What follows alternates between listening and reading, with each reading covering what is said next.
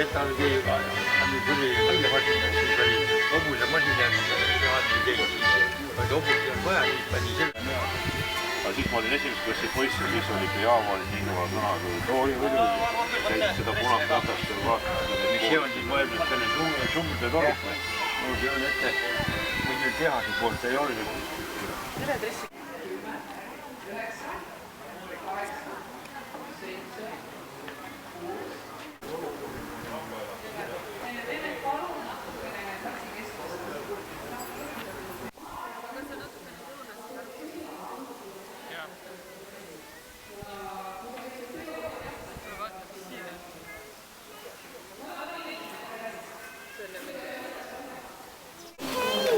See on ein, aga ma arvan, et see tehakse lõppeõhtul.